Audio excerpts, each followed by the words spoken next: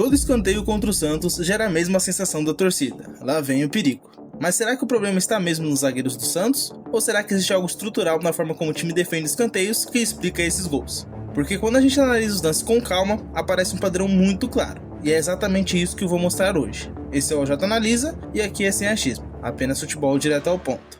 Antes da gente entrar nos lances, preciso explicar rapidamente como o Santos defende escanteios. E fica tranquilo que eu vou direto ao ponto. Primeiro detalhe importante, nesse vídeo vou analisar apenas escanteios.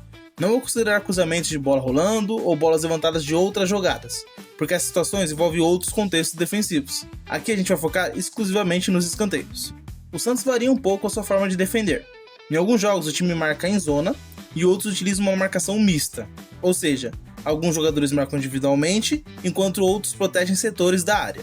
Quando enfrenta o adversário com jogadores muito altos, normalmente os zagueiros do Santos ficam responsáveis por marcar individualmente os principais cabeceadores. Já contra times mais baixos, o Santos tende a posicionar mais próximo da pequena área e colocar jogadores protegendo a região mais à frente para impedir que os adversários cheguem com vantagem de corrida ou impulsão. E quando a bola cai na zona dos zagueiros, geralmente o Santos consegue tirar com relativa tranquilidade. O problema começa quando a bola foge dessa zona. E aqui entra um fator muito importante, a estatura do time.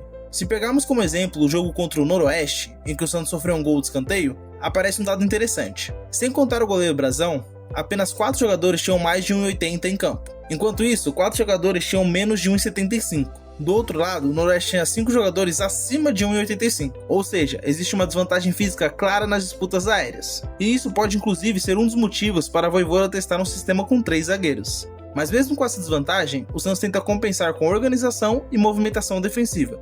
E é justamente aqui que aparecem alguns problemas. Basicamente, o Santos organiza a defesa do escanteio assim: 2 ou 3 jogadores protegem o primeiro poste, um jogador protege o segundo poste, os zagueiros marcam os principais cabeceadores e outros jogadores ficam responsáveis por bloquear a corrida dos atacantes adversários. Ou seja, esses jogadores precisam impedir que o adversário ganhe impulso para cabecear, ou então vantagem posicional para chegar livre na pequena área. Eles fazem isso usando o corpo, tomando a frente ou bloqueando a corrida. Mas quando esse bloqueio falha, o lance normalmente termina em perigo. Olha esse lance contra o Guarani. Arão protege o primeiro poste junto com o Lautaro, Adonis Frias e Zé Ivaldo marcam os principais cabeceadores, mas aqui acontece um problema. Barreal e Escobar, que deveriam impedir o avanço do atacante, acabam se atrapalhando. O jogador consegue correr livre em direção à bola.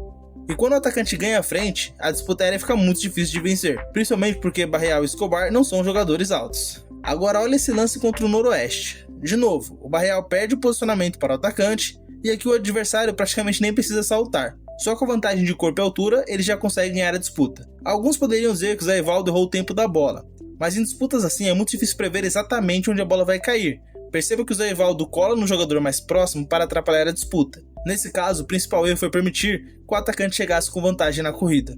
Esses foram 2 dos 3 gols de escanteios que o Santos sofreu esse ano. Mas para a análise ficar justa, vamos ver também quando o sistema funciona. Olha nesse lance contra o São Paulo. Perceba a postura de Barreal e Roleiser. Eles não permitem que os jogadores de São Paulo avancem em direção à bola, ou seja, o bloqueio da corrida funciona perfeitamente.